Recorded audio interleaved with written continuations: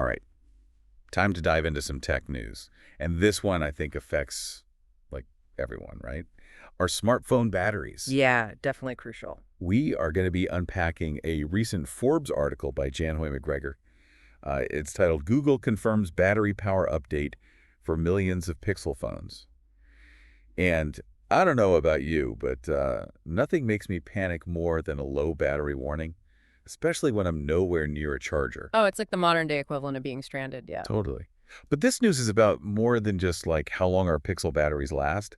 Google is getting a lot more transparent about battery health now, Yeah. which I think is raising some pretty interesting questions about how we like view our phones and how we think about them. Yeah, definitely. Plus, we'll also take a look at how it all compares to Apple's approach with iPhones. Yeah, that's always interesting to see, like, how the two kind of compare.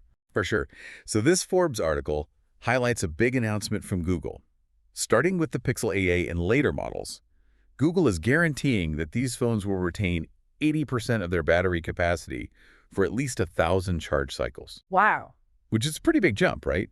Yeah. From the 800 cycles that we saw with earlier Pixel models. Yeah, that's a noticeable improvement, for sure. And I think it points to two main things. First, battery technology itself is advancing.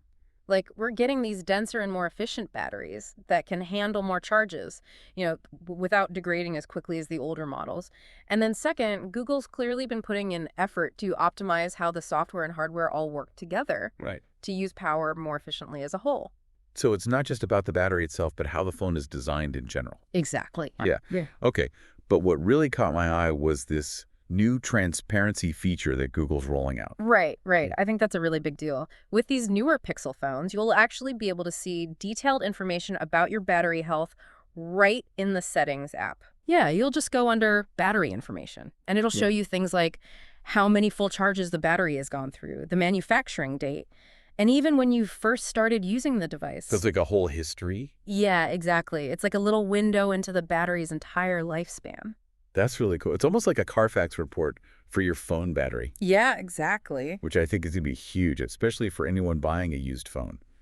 Because now you have concrete data to work with. Right. It's not just someone saying, oh, yeah, the battery's in good condition, Exactly. You can make a much more informed decision about whether a used phone is worth the investment, especially if battery life is something you're really concerned about. Yeah, for sure. It could even have an impact on pricing in the secondhand market, potentially. Oh, interesting. With phones that have, a higher battery capacity, maybe commanding a premium because you can actually prove it. That's a great point. It seems like Google's really trying to, shift the whole conversation around battery health. Yeah. Make it a key selling point. Yeah, and it's interesting to compare their approach to what Apple's been doing. Right. Apple's also been kind of pushing for battery transparency, but their history with battery replacements has been a little bit more complicated. Yeah, there was that whole parts pairing issue, right? Where Apple was basically trying to restrict battery replacements to only their authorized service providers. Exactly. And if you didn't go through them, you might lose certain features. Exactly. So, if you had your iPhone battery replaced with one that wasn't quote-unquote authorized by Apple, you might find that things like the battery health percentage wouldn't show up anymore, or the optimized charging features might stop working. It created a lot of controversy, obviously, and a lot of frustration among users who felt like they were being kind of locked into Apple's ecosystem. Right. Yeah, I remember that. So what's their stance now? Have they kind of relaxed their grip on battery replacements at all? Thankfully, yeah. With iPhone 16 and later models, you can swap out the battery without any feature loss, regardless of where you get it replaced. So that's definitely a positive step towards repairability and user choice. That's good. That's good to hear. But in terms of battery capacity retention, how do iPhones kind of measure up against those newer Pixels with their 1,000 charge cycle guarantee? Well, Apple's numbers are a little bit of a mixed bag. For the iPhone 14 and earlier models, they only claim up to 80% capacity for 500 charge cycles. Oh, wow. Which is, yes, significantly less than Google's offering. But with the iPhone 15 and 16, they've actually bumped it up to 1,000 cycles. Oh, yeah. So they're now matching Google's latest Pixels there. Interesting. So it seems like there's a bit of a trend here. Yeah. With both Apple and Google making these promises about longer lasting batteries. Definitely. And I think it really just reflects a growing consumer demand for phones that, well, simply last longer. We're all tired of feeling like tethered to our chargers all the time. And I think this kind of focus on battery longevity could be a real game changer, For sure. not just for our daily lives, but for the whole smartphone market. Yeah. I can't wait to see where all of this leads. But before we get ahead of ourselves, let's talk about some practical things. Yeah. Yeah. What are some practical steps that we can take to extend the life of our existing batteries? The Forbes article had some good advice from Google about slowing down battery degradation. Oh, yeah, they had some really good tips. The first one, they recommend trying to avoid using your phone while it's charging. I know it's tempting, to scroll through social media or whatever while it's plugged in, but it actually generates extra heat, which isn't good for the battery in the long run.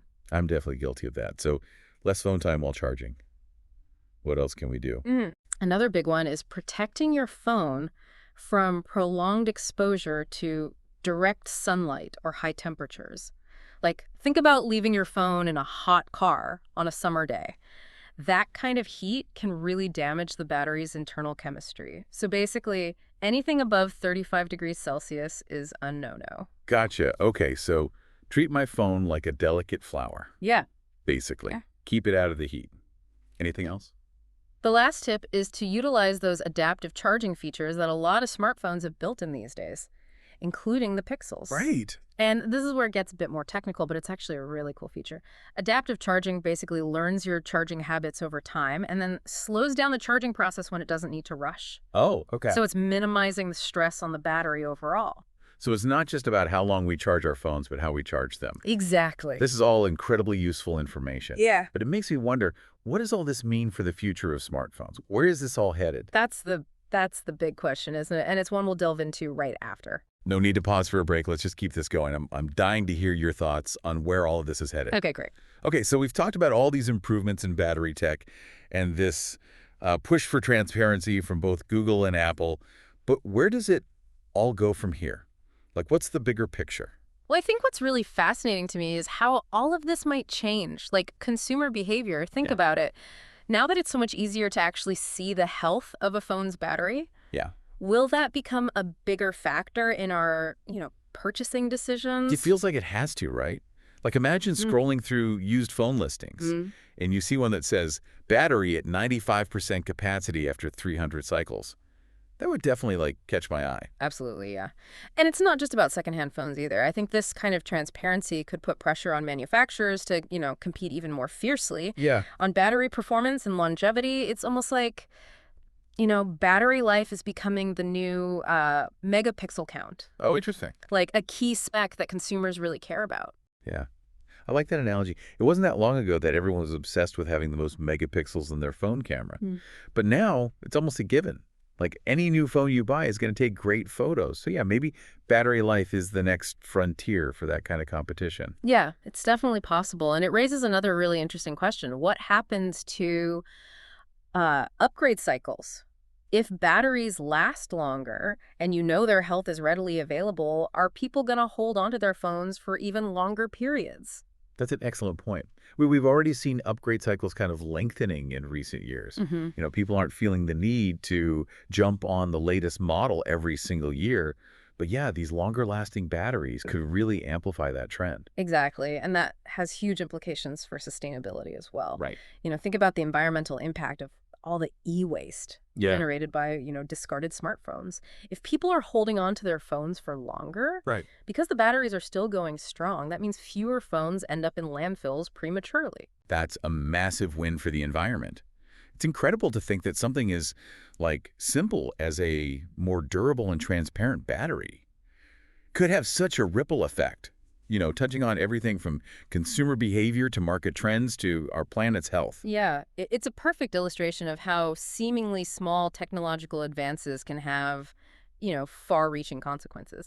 And here's the thing. I think we're really just at the beginning of this whole battery revolution. Oh, what do you mean? Well, battery technology itself is constantly evolving. Right now, most smartphones use lithium-ion batteries. Right. But researchers are working hard, exploring new materials and chemistries that could lead to even denser, more efficient, and longer-lasting batteries. So what kind of breakthroughs are we talking about? Is there anything on the horizon that really gets you like, excited? Well, there are a few things that have the potential to be really transformative. One of the most promising areas is solid-state batteries.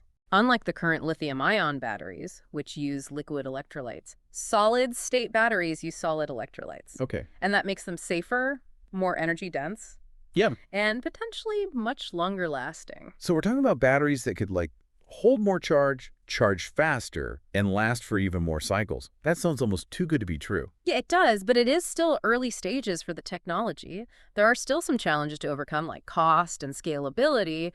But if researchers can, really crack the code on solid-state batteries, it could be a game changer for everything from smartphones to electric vehicles. Wow, that's mind-blowing. So even with all these advancements that we've been talking about, this is really just a snapshot of what's to come in the world of battery technology. Exactly, and that's what I think makes it so exciting. There's this constant innovation, this push to find better, more sustainable solutions. And it's not just about the materials themselves, but also about how we manage and utilize those batteries. What do you mean by that? Well, think about artificial intelligence. Okay. AI is already starting to play a role in optimizing battery performance in some devices. Learning your usage patterns and adjusting charging behavior to minimize stress on the battery. Okay.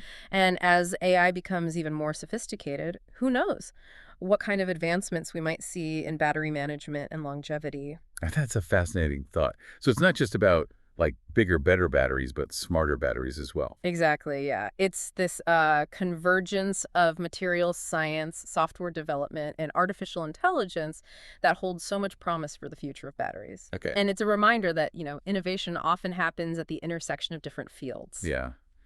This is making me really rethink my whole relationship with my smartphone.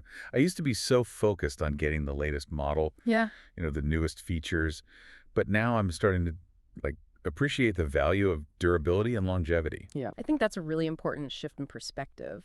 And it's one that I think we'll see more and more people embracing as consumers become more aware of the environmental impact of their tech choices. They'll start to prioritize devices that are built to last. Yeah, it makes you wonder if this focus on battery health and longevity could ultimately lead to a more